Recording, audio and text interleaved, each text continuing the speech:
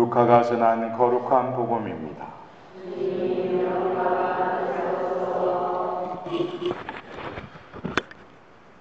그때 예수님께서 바리사이들에게 말씀하셨다. 어떤 부자가 있었는데 그는 자주 새 옷과 고운 아마포 옷을 입고 날마다 즐겁고 호화롭게 살았다. 그의 집 대문 앞에는 라자로라는 가난한 이가 종기투성이 몸으로 누워 있었다. 그는 부자의 식탁에서 떨어지는 것으로 배를 채우기를 간절히 바랐다. 그러나 개들까지 와서 그의 종기를 핥곤 하였다. 그러다 그 가난한 이가 죽자 천사들이 그를 아브라함 곁으로 데려갔다. 부자도 죽어 묻혔다. 부자가 저승에서 고통을 받으며 눈을 뜨니 멀리 아브라함과 그의 곁에 있는 라자로가 보였다. 그래서 그가 소리를 질러 말하였다. 아브라함 할아버지, 저에게 자비를 베풀어 주십시오. 라자로를 보내시어 그 손가락 끝에 물을 찍어 제 혀를 식히게 해 주십시오.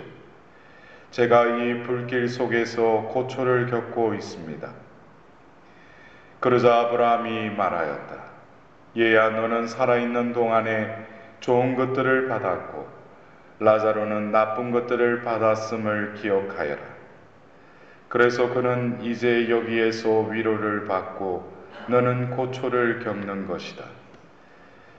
게다가 우리와 너희 사이에는 큰 구렁이 가로놓여 있어 여기에서 너희 쪽으로 건너가려 해도 갈 수 없고 거기에서 우리 쪽으로 건너오려 해도 올 수 없다. 부자가 말하였다. 그렇다면 할아버지, 제발 라자로를 제 아버지 집으로 보내주십시오. 저에게 5 형제가 있는데 라자로가 그들에게 경고하여 그들만은 이 고통스러운 곳에 오지 않게 해 주십시오. 아브라함이 그들에게는 모세와 예언자들이 있으니 그들의 말을 들어야 한다 하고 대답하자 부자가 다시 안 됩니다, 아브라함 할아버지. 죽은 이들 가운데에서 누가 가야 그들이 회개할 것입니다 하였다. 그에게 아브라함이 이렇게 일렀다. 그들이 모세와 예언자들의 말을 듣지 않으면 죽은 이들 가운데에서 누가 다시 살아나도 믿지 않을 것이다. 주님의 말씀입니다.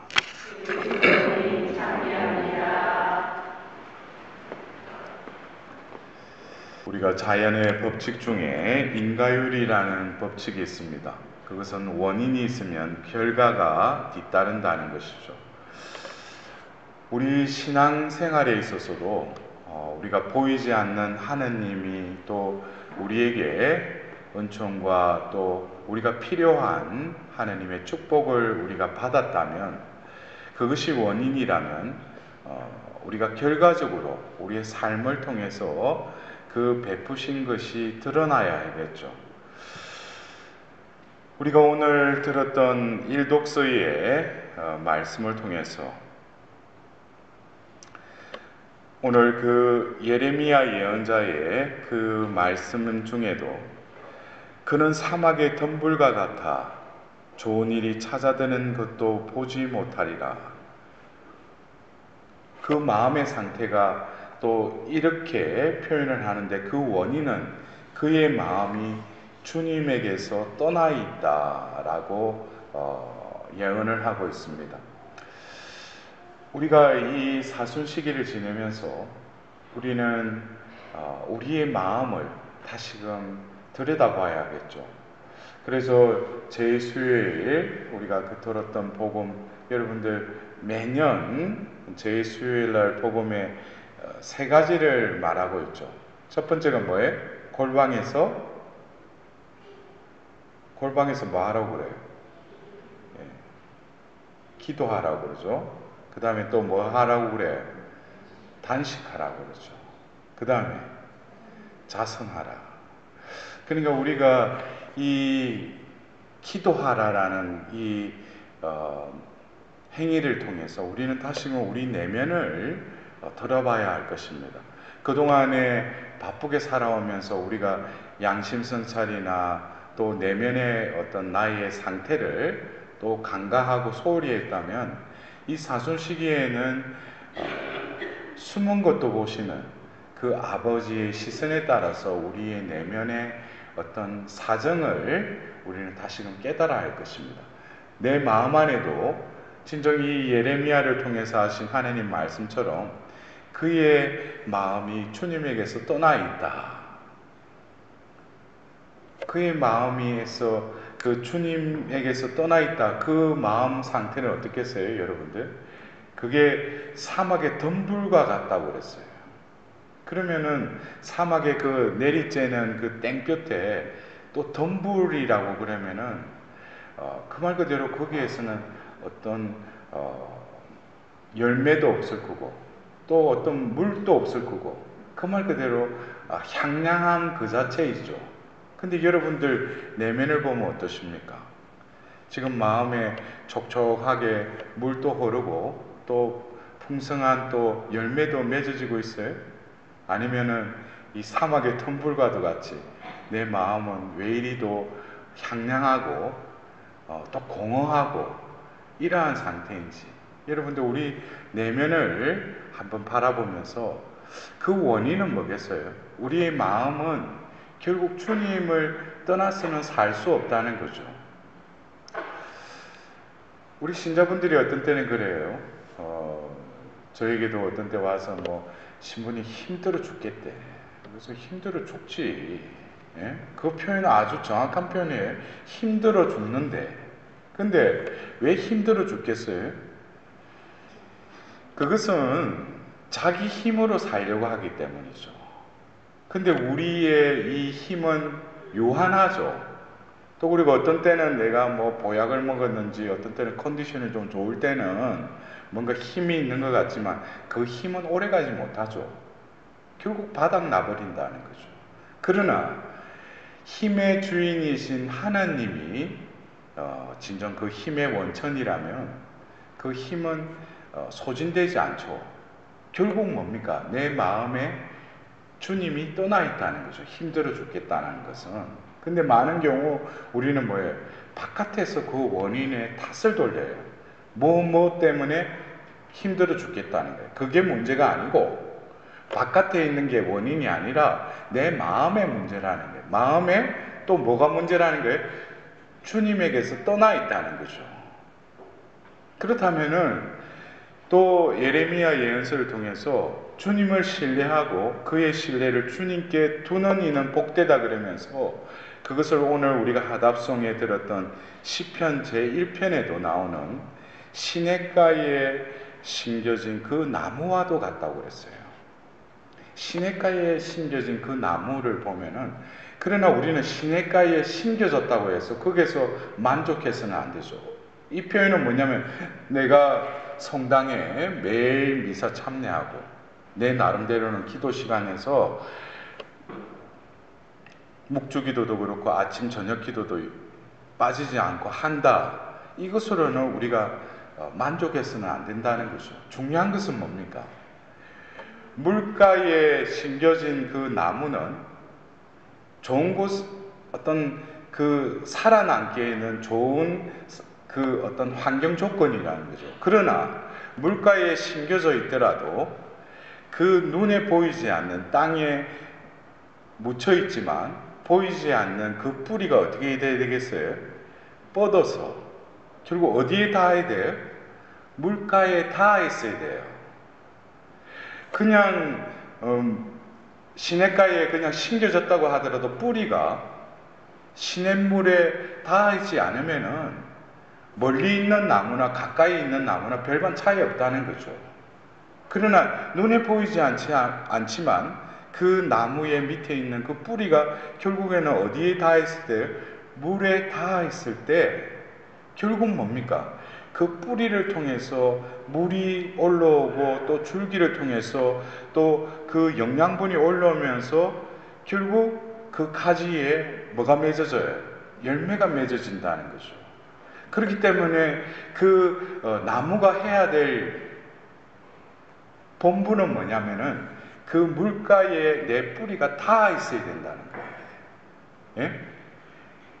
그러면은 우리가 어쩌면 이것도 아까 제가 예를 들은 그 경우와 같이 내가 지금 바깥에 눈에 보이고 내가 인지할 수 있는 여러 가지 현상들을 보고 내가 힘들다고도 하지만 이거를 해결하려고 하는 해결책도 이것을 해결하면은 내 마음이 평화로울 것 같죠. 그러나 그것이 해결되었다 하더라도 얼마 가지 않으면 또 다른 일이 부딪혀요. 근본적인 걸 봐야죠. 그 근본적인 건 뭐예요? 그 물가에 그 뿌리가 닿듯이 우리와 하나님하고의 관계성을 늘 우리는 염두에 둬야 돼요. 그것을 신뢰라고 그 표현을 하고 있죠. 신뢰하다. 근데 여러분들 이 신뢰라는 이 단어가 영어로 하면은 trust라고도 이렇게 번역할 수 있죠. 근데 여러분들이 이 검색기에 와서 우리가 자비 예수님 그 성화 밑에 그 파우스티나 성녀를 통해서 적으라고 했던 거. 그 수녀님이 폴란드 분이니까 제주 우팜 토비에라고 이렇게 적으라고 했죠. 그 내용이 뭐예요? 예수님? 여러분들 자비 성화 모르셔요? 예? 아시죠? 그 밑에 뭐라고 적혀 있어요? 예수님? 당신께 의탁하나이다. 그 의탁하나이다라고 할 때도 그 영어로 하면 trust in이라고 또 이렇게 번역을 해요. 그래서 이 신뢰한다는 것은 내 삶의 주체가 내가 아니라 예수님이 내 삶의 주인이시라는 거죠.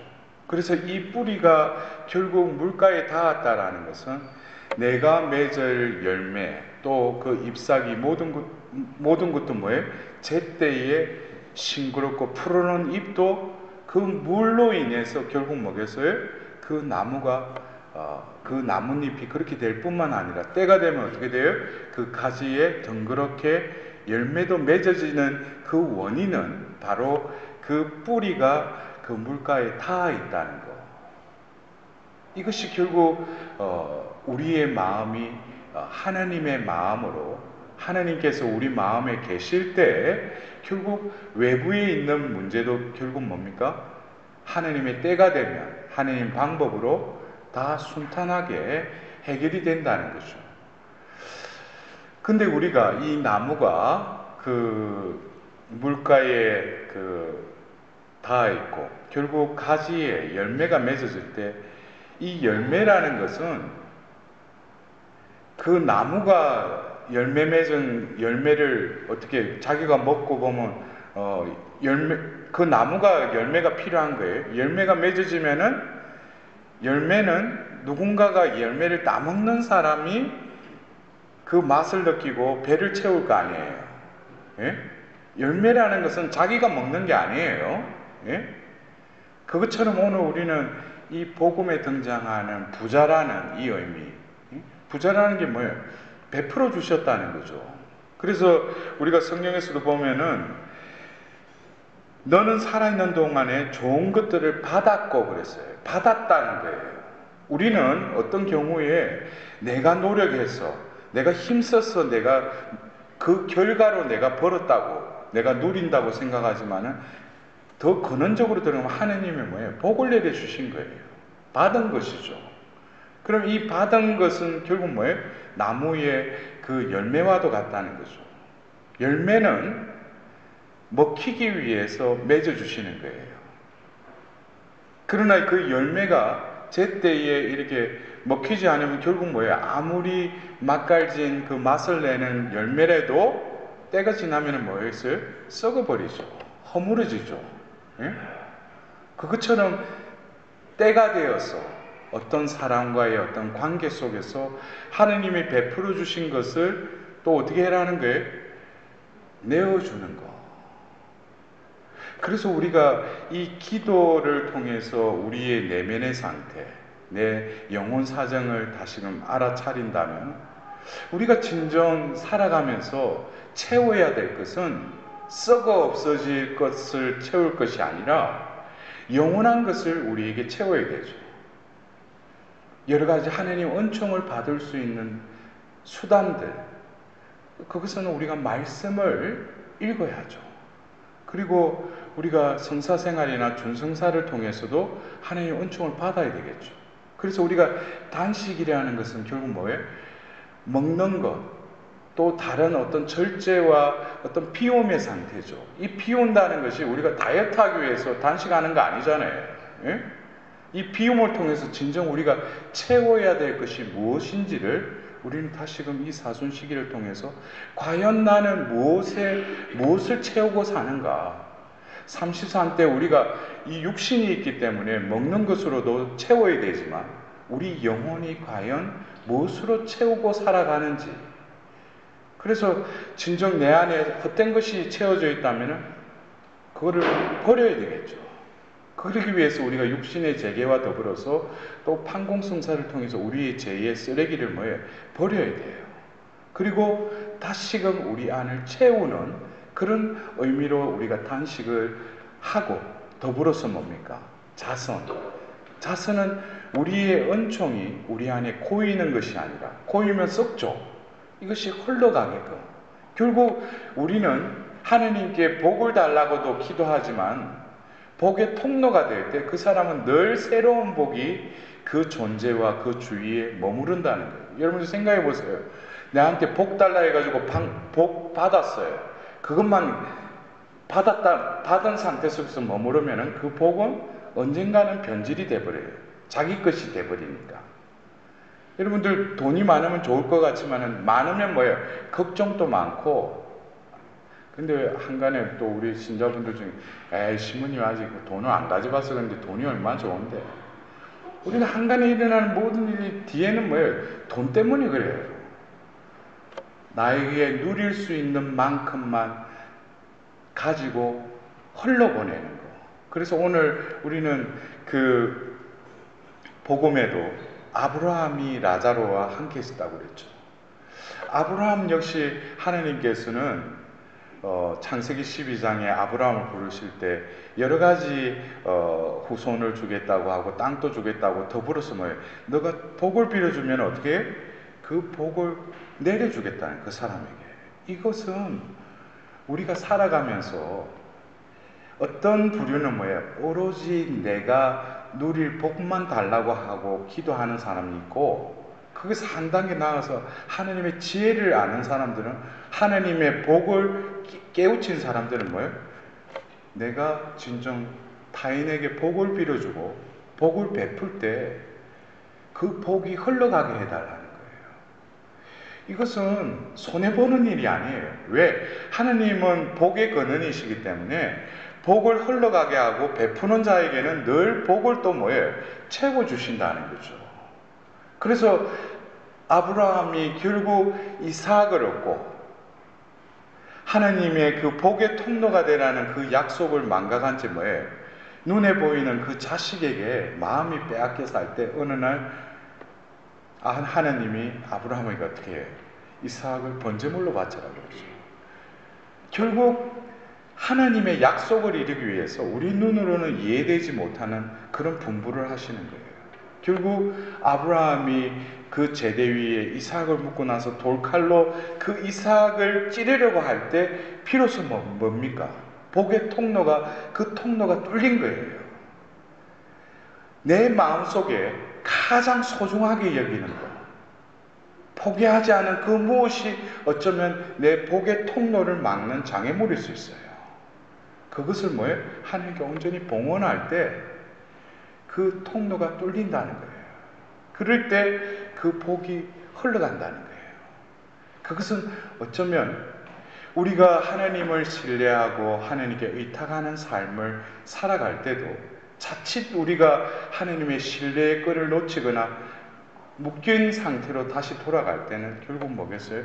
자기 것, 내 것에 머무르 있을 때 그 신뢰의 관계는 묶여버리게 되는 것입니다. 우리가 이 사순 시기를 지내면서 이 기도와 단식과 자선은 함께 어우러져야 돼요. 또 그리고 이것은 서로 역동적으로 연결되어 있어요.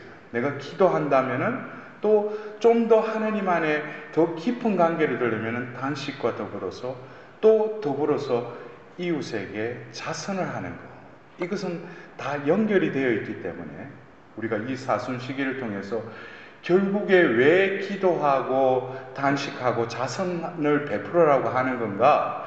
이것은 보이기 위한 것이 아니라 결국 뭐예요? 내 영혼을 다시금 정화시키기 위해서. 그래서 우리는 이 사순 시기를 기도, 단식, 자설이라는 것을 통해서 내 영혼을 다시금 정화시키는 그 과정을 통해서 궁극적으로 또 우리가 해야 될 것은 결국 뭡니까? 우리의 마음의 주인은 내 것이 아니라는 거죠.